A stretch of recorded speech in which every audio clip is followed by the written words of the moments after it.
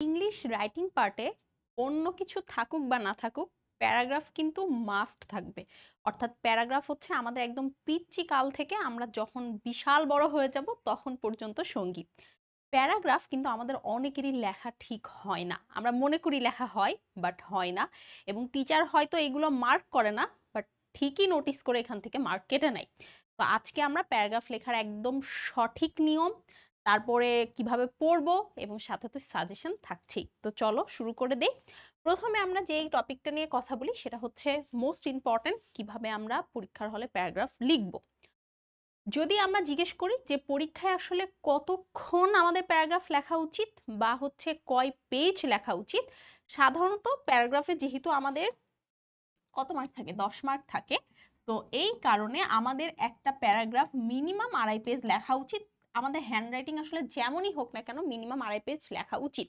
অনেক সময় আমি লেখার ক্ষেত্রে লিখতে লিখতে একটু বেশি হয়ে যাইতো, বাট আমার কাছে মনে হয় 2.5 পেজ ইজ এনাফ।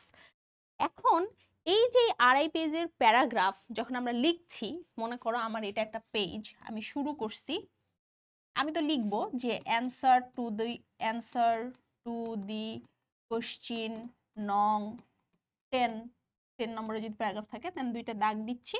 দেন এখানে আমি হচ্ছে প্যারাগ্রাফ, যেহেতু ইংলিশে কোনো অপশন থাকে না, মানে অথবা দিয়ে থাকছে না, একটাই লিখতে বলবে আমাকে সেটাই লিখতে হবে। সো আমি এখানে টাইটেলটা লিখছি যে এ ভিলেজ ফেয়ার। আচ্ছা, প্রথম ভুল আমরা যেটা করি, আমরা প্যারাগ্রাফটা লেখা শুরু করি এখান থেকে। মানে আমি যদি ধরে নেই, আচ্ছা আমি ধরলাম যে হচ্ছে খাতাটা হচ্ছে আরেকটু বড় এবং এটা হচ্ছে আমার খাতার মার্জিন ছিল, মানে এইটা হচ্ছে আমার খাতার মার্জিন আর খাতাটা এত বড়। সো আমরা কি করি, মার্জিনের একদম এই জায়গা থেকে প্যারাগ্রাফ লেখা শুরু করি। এটা হচ্ছে আমাদের প্রথম ভুল কাজ। আমাদের প্যারাগ্রাফটা অবশ্যই লিখতে হবে এই জায়গা থেকে, এই জায়গা থেকে।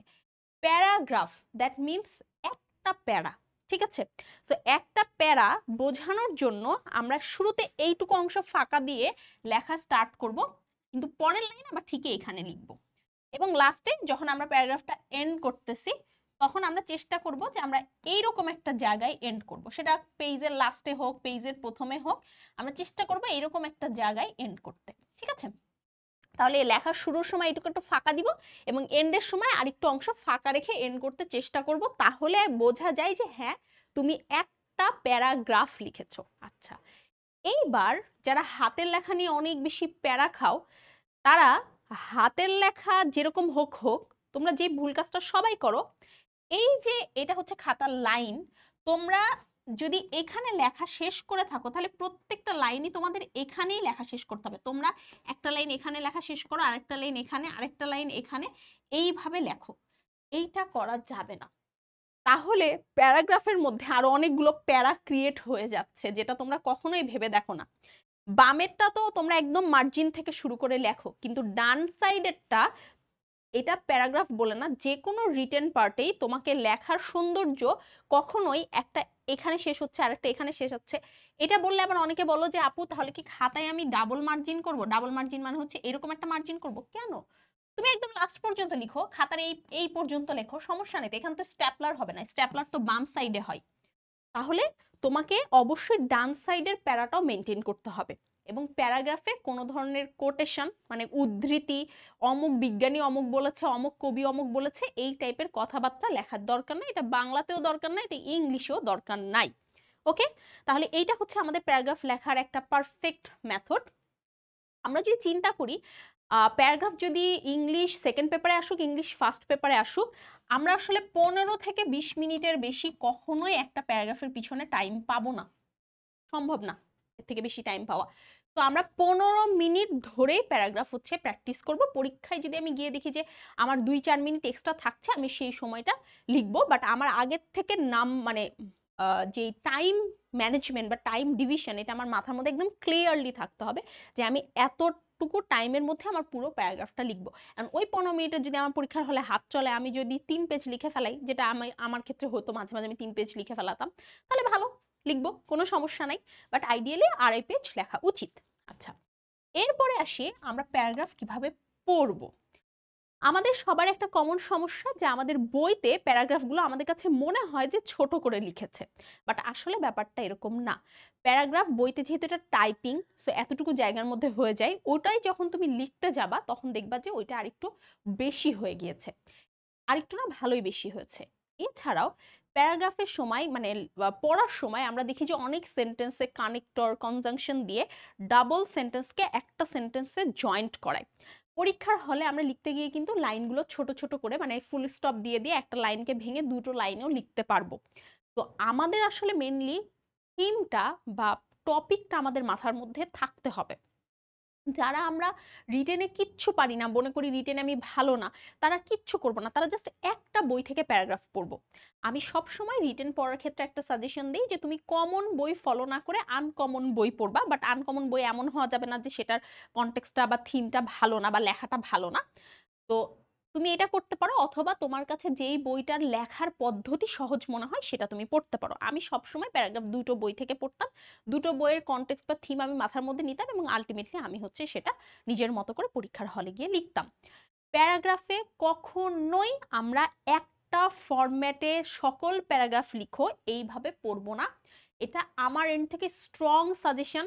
আমি যেহেতু একদম পিচ্চি কাল থেকে শুরু করে সবগুলো বোর্ড পরীক্ষায় স্কলারশিপ পেয়েছি, আমি এটা মানে 100-এ 100 দিয়ে বলতে পারি একটা টিচার এই টাইপের লেখা ইজিলি ডিটেক্ট করতে পারে যে সে হচ্ছে একটা ফরম্যাট ফলো করে লিখেছে। তো তুমি চিন্তা করো একটা স্টুডেন্ট যে প্যারাগ্রাফ মুখস্থ করে বা তার রাইটিং তার একদিনে ভালো হয় না, সে পড়তে পড়তে ভালো করেছে, সে কি তাকে বেশি মার্ক দিবে নাকি তুমি যে এক ফরম্যাটে that's why it is very important, government should take forward step, হ্যান ত্যান, এই যে মানে to very honest I am sorry to say but this is so cheap line. তুমি যে নিজের মতো করে লিখতা লাইনগুলো খুবই সুন্দর হতো। হ্যাঁ, তো এই সব লাইনগুলো লিখে তুমি কখনোই ভালো মার্ক পাবে না, এবং আমি এমন কিছু সাজেস্ট করব না যেটাতে তোমার ক্ষতি হবে। তো আমার এন্ড থেকে স্ট্রংলি এটা নিষেধ যে এই টাইপ অফ ফাঁকিবাজি প্যাটার্ন ফলো করার জন্য, কারণ এই টাইপের ফাঁকিবাজি প্যাটার্ন ফলো করে কখনোই ভালো মার্ক আসবে না। তো তাহলে আমরা দুটো বই থেকে প্যারাগ্রাফ পড়বো, যারা আমরা রিটেনে খুব দুর্বল তারা আমরা একটা বই থেকেই প্যারাগ্রাফ সুন্দর করে পড়বো। তারা আমরা 2.5 পেজ না লিখতে পারলে না পারবো আমি 2 পেজই লিখবো, কিন্তু সুন্দর করে লিখবো, আমি সেখানে কিন্তু ভালো মার্ক এনশিওর করতে পারবো। ওই যে বললাম প্যারাগ্রাফের লাইনের ক্ষেত্রে আরেকটা জিনিস, লাইনের ক্ষেত্রে যে গ্যাপটা এটা প্রতিটার ক্ষেত্রে ইকুয়াল দিতে হবে, ইকুয়াল গ্যাপ দিতে হবে। একটা এতখানি গ্যাপ, আরেকটা এতখানি গ্যাপ, আরেকটা বেলা ঢুকে যাচ্ছে, এরকম করা যাবে না। লাইনগুলো সমান্তরালভাবে লিখতে হবে, ডানে এবং বামে সেম মার্জিন থাকতে হবে। এভাবে সুন্দর করে আমি যদি প্যারাগ্রাফ লিখি, আমার কোনো একটা ওয়ার্ড যদি মনে হয় যে এখানে আটছে না, তাহলে আমি লিখে একটা হাইফেন দিব, দিয়ে তারপরে আবার এখান থেকে লিখবো। ঠিক আছে, মানে ওয়ার্ডটার কানেকশন বোঝানোর জন্য। তো এইভাবে আমরা হচ্ছে আমি যে সাজেশনগুলো দিব, সাজেশনের সময় অনেক কথাবার্তা বলবো, সো ওইটা ফলো করে আমরা হচ্ছে প্যারাগ্রাফটা স্টাডি করব। এখন জিজ্ঞেস করতে পারো আপু কোন বই পড়বো? তোমার কাছে যেই বই আছে তুমি সেটা পড়তে পারো, অ্যাডভান্স পড়তে পারো, নবদূত পড়তে পারো, তোমার কাছে যে টেস্ট পেপার আছে, গাইড আছে, সেগুলো সব পড়তে পারো। আমি সাধারণত নবদূত পড়তাম, এবং তোমাদেরকে আমি বারবারই বলেছি এই potential English grammar and language বলে আমার একটা বই ছিল, ওই বইটা আমার মোস্ট ফেভারিট ছিল। আমি ওই বইটা থেকে সবসময় হচ্ছে রিটেন পার্ট পড়েছি, এবং একবার রিটেন পার্ট ভালো করে পড়া হয়ে গেলে এগুলো প্রত্যেকটা ক্লাসে আমাদের হচ্ছে কাজে লাগে। আচ্ছা, তো এরপরে আমরা চলে আসি সাজেশনের ক্ষেত্রে। প্যারাগ্রাফের সাজেশনের ক্ষেত্রে দেখা যায় যে মানে আমাদের সময় থেকে শুরু করে এখন পর্যন্ত দ্য মোস্ট কমন প্যারাগ্রাফ যেগুলো ফার্স্ট পেপার হোক সেকেন্ড পেপার হোক সব সময় এসেছে, সেগুলো হচ্ছে এগুলা, যে tea stall, book fair, village fair, moonlit night, school library, school magazine, তারপরে ন্যাশনাল ফ্ল্যাগ অ্যান্ড হচ্ছে ট্রাফিক জ্যাম। এটা হচ্ছে বাদ দেওয়া যাবে না। এটা তোমাকে বুঝতে হবে যে এই প্যারাগ্রাফগুলো তুমি কখনোই বাদ দিতে পারবা না, ডাজেন্ট ম্যাটার যে মানে পরীক্ষা আসবে কি আসবে না। হ্যাঁ, তুমি বাদ দিতে পারো যদি দেখো যে এই বুক ফেয়ারটা গত বছরই তোমার বোর্ডে এসেছে, তাহলেই শুধু বাদ দিতে পারো। আদারওয়াইজ তুমি এটা এই প্যারাগ্রাফগুলো কখনোই বাদ দেওয়া যাবে না, এগুলো মাস্ট পড়তে হবে। হ্যাঁ, কারণ এটা তোমার একটা বেস, তোমার পরীক্ষার হলে কনফিডেন্সের একটা জায়গা যেটাতে তুমি পরীক্ষায় ভালো করতে পারবা। এই প্যারাগ্রাফগুলো লেখার সময় একটা জিনিস খেয়াল রাখতে হবে যে এখানে কি বলেছে একটা ভিলেজ ফেয়ার লেখো, নাকি বলেছে a village fair that you recently but you have recently visited. এই কথাটা তোমাকে খেয়াল করতে হবে। যদি বলে যে তুমি রিসেন্টলি ভিজিট করেছো, তাহলে অবশ্যই টাইটেলের ক্ষেত্রে village fair that I have recently visited এরকম একটা টাইটেল আসতে হবে, এবং বর্ণনাতে বারবার আমি গেছিলাম, আমি করেছিলাম, আমার বোন গেছিল, আমি এটা কিনেছিলাম, আমি এটা খেয়েছিলাম, এইভাবে কথাটা আসবে। অন দ্য আদার হ্যান্ড যদি আমি শুধু ভিলেজ ফেয়ার লিখি, তাহলে কিন্তু ভিলেজ ফেয়ারে হচ্ছে অমুক সিন, তমুক সিন মানে ইজ সিন অথবা ইজ শোজ, ইজ শোন মানে প্যাসিভ ভয়েসে লেখার চেষ্টা করতে হবে। অর্থাৎ আমি ক্লিয়ারলি বুঝাতে চাচ্ছি, তোমার চোখে দেখার ক্ষেত্রে তুমি যেমন আমি করেছি, আমি দেখেছি, আমি খেয়েছি, আমি ঘুরেছি আসবে, একইভাবে যদি নর্মালি ভিলেজ ফেয়ার আসে সেক্ষেত্রে লেখার প্যাটার্নে আসবে হচ্ছে এ ভিলেজ ফেয়ার ইজ তমুক অমুক, দেয়ার আর মেনি অমুক তমুক, এইভাবে লেখাগুলো আসবে। সেম জিনিস ট্রাফিক জ্যাম আসলে একরকম হবে, আর ট্রাফিক জ্যাম ইউ ফেসড অথবা ইউ হচ্ছে অবজার্ভড অথবা ইউ স্টাকড এরকম যদি আসে সেক্ষেত্রে প্যাটার্নটা অন্যরকম হয়ে যাবে। সেক্ষেত্রে তোমাকে অনেক কথা বলতে হবে যে তুমি কোথা থেকে কোথায় যাইতে গিয়ে ট্রাফিক জ্যাম হয়েছিল, তারপরে ট্রাফিক জ্যাম হওয়ার কারণে তোমার কি কি ক্ষতি হয়েছিল, ট্রাফিক জ্যামে বসে তুমি কি কি অবজার্ভ করছো, এই জিনিসগুলো তোমাকে সেক্ষেত্রে বলতে হবে। প্রতিটা প্যারাগ্রাফেরই একটা কমন প্যাটার্ন থাকে, সেটা হচ্ছে প্রথমে প্যারাগ্রাফটা সম্পর্কে বলা হয়, মানে জিনিসটা কি সে সম্পর্কে বলা হয়, ওই জিনিসটাতে কি কি থাকে সেটা বলা হয়, অ্যান্ড মোস্ট ইম্পর্টেন্ট থিং ওই জিনিসটার ভালো দিক এবং খারাপ দিক দুটো বলা হয়। যেরকম তুমি আমাকে জিজ্ঞেস করতে পারো, আপু ট্রাফিক জ্যামের তো সবই খারাপ দিক, এটার ভালো দিক আবার কি? তুমি একটু চিন্তা করো, যখন ট্রাফিক জ্যাম হয় তখন রাস্তাঘাটে যেসব হচ্ছে হকার্সরা থাকে বা যে সকল হচ্ছে নিম্নবিত্ত মানুষজন থাকে, তারা কিন্তু আহ, তাদের জিনিসপাতি বিক্রি করে টাকা ইনকাম করতে পারে। তো it is a good source অথবা গুড মিডিয়াম যে তারা ওই জায়গাতে ট্রাফিক জ্যামটাকে ইউজফুল বানাতে পারে। এটা কিন্তু একটা ট্রাফিক জ্যামের গুড পার্ট।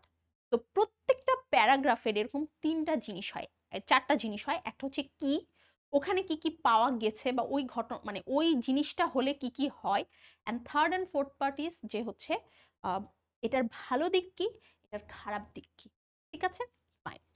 এরপরে আমরা চলে আসি deforestation and T plantation. Obviously এই দুটো জিনিস এক না, আমি একসাথে লিখেছি কারণ অনেক টপিক তোমরা দুটোতে রিলিভেন্টলি লিখতে পারবা, সেজন্য। ডিফরেস্টেশন মানে গাছ কেটে ফেলা, আর টি প্লান্টেশন মানে হচ্ছে গাছ লাগানো, বাট টপিক অনেকটাই এটার মধ্যে ওটা, ওটার মধ্যে ওটা দিয়ে লেখা যায়। এরপরে রেইনি ডে, উইন্টার মর্নিং এই দুটো পড়তে হবে, এবং লাস্ট হচ্ছে এনভায়রনমেন্ট পলিউশন। এইটা আমরা যখন কম্পোজিশন পড়ছি তখনও আমরা বলছি যে এই প্যারাগ্রাফটা অনেক ইম্পর্টেন্ট। এবং এনভায়রনমেন্ট পলিউশন কি কি হতে পারে, air pollution, water pollution, soil pollution, sound pollution, 4 টাইপের এনভায়রনমেন্ট পলিউশন হয়। তো অনেক সময় দেখা যায় শুধু ওয়াটার পলিউশন, শুধু এয়ার পলিউশন, সাউন্ড পলিউশন সাধারণত আসে না। তো এইভাবে কিন্তু আলাদাভাবে চলে আসতে পারে। হ্যাঁ, সয়েল পলিউশনটা খুব একটা আসে না, এয়ার অথবা ওয়াটার পলিউশনটা আলাদাভাবে আসে।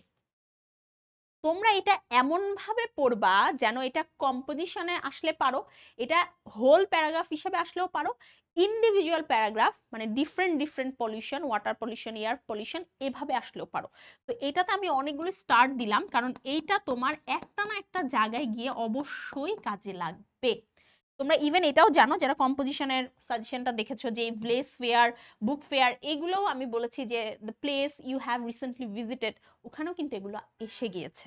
আচ্ছা, এরপরে এই কয়টা প্যারাগ্রাফ পড়লে তোমার কমন তখনই পড়বে যখন তুমি আমার দেওয়া কম্পোজিশনের সাজেশনটাও পারফেক্টলি ফলো করেছো।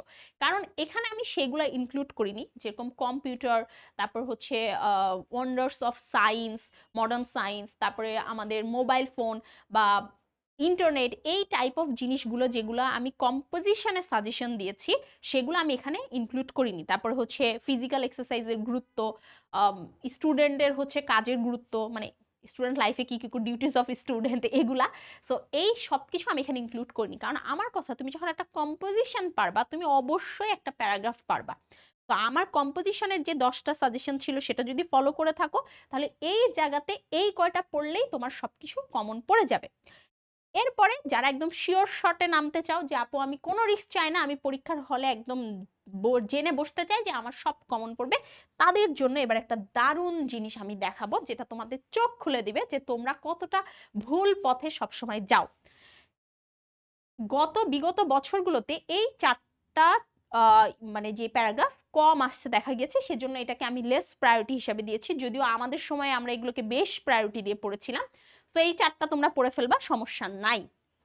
তোমরা একটু খেয়াল করো, importance of co curricular activities in school. এই প্যারাগ্রাফ আমি জীবনেও দেখি নাই। আমি এতদিন ধরে পড়াচ্ছি এবং হচ্ছে আমি নিজেও পরীক্ষা দিয়ে এসেছি, আমি কোনোদিনও এই প্যারাগ্রাফটা দেখি না। হঠাৎ করে এই প্যারাগ্রাফটা গত বছরে এসেছে। তুমি যে এত ফরম্যাট ফলো করতেছো, ফাঁকি মারার চেষ্টা করতেছো, হোয়াট অ্যাবাউট যদি এই প্যারাগ্রাফটা হচ্ছে পরীক্ষায় আসে? এটা বিগত বছরে এসেছে। তো এই জন্য তোমার রিটেন পার্টের দক্ষতা বাড়ানোর জন্য তোমাকে অবশ্যই আমি এতক্ষণ যে কথাগুলো বললাম সেটা করেই তোমাকে দক্ষতা বাড়াতে হবে। This is the right way, যেটা আমি তোমাকে বলতেছি। এছাড়াও ডেঙ্গু ফিভারও এসেছে, এটাও তোমরা পড়ে রাখবা, কারণ এটা আসলে বাংলাদেশে এখন কমন ফেনোমেনা হয়ে গেছে। তো ডেঙ্গু ফিভারটাও পড়বা। এইটা আই ডোন্ট থিঙ্ক আর আসবে, বাট তারপরেও তোমাদেরকে দেখাই রাখলাম যে এরকম একটা আনকমন প্যারাগ্রাফ হঠাৎ করে চলে এসেছে। তো এই ছিল প্যারাগ্রাফের ওভারঅল সাজেশন। এরপরও যারা চাও যে হচ্ছে আর একটু প্যারাগ্রাফ আমি একদম শিওর 100-এ 200-তে যেতে চাই, তারা বাদবাকি প্যারাগ্রাফগুলো যেগুলো রিসেন্টলি বোর্ডে এসেছে, রিসেন্ট বলতে রিসেন্ট 2 ইয়ার্স বোর্ডে এসেছে, ওগুলো একটু হালকা রিডিং দিয়ে নিবা, ঠিক আছে? আর যা চাও যে না এসব ঝামেলার মধ্যে নাই, তারা আমার পিওরলি সাজেশনের সময় বলা কথাগুলো সহকারে ফলো করবা। এরপরও প্যারাগ্রাফ লিখে তোমরা আমাদের যে আমি কমেন্টে দিয়ে দিব আমাদের ফেসবুক গ্রুপ অথবা এসএসসি 26 হলে টেলিগ্রাম গ্রুপে তুমি হচ্ছে প্যারাগ্রাফটা লিখে সাবমিট করতে পারো, ঠিক আছে? পড়ার সময় একটু বেশি করে পড়বা, যখন লিখবা তখন টাইম দেখে লিখবা, দেখবা লেখা অটোমেটিকলি একটু কমে যাচ্ছে। ওকে, কারণ মনে করেও তো লিখতে হবে তোমাকে। তো এই ছিল আমাদের প্যারাগ্রাফের একটা পারফেক্ট সাজেশন বা পারফেক্ট সমাধান, ভুল পথে না যাওয়া থেকে একটা পারফেক্ট সমাধান আর কি। সবাই অবশ্যই জানিও যে রিটেন পার্টের এই টপিকগুলো যেভাবে তোমাদের ধরে দেখাইছি সেরকম ভাবে তোমাদের কেমন লাগতেছে। ওকে, সো এই ভিডিওটা এখানেই শেষ করছি। আল্লাহ হাফেজ সবাইকে।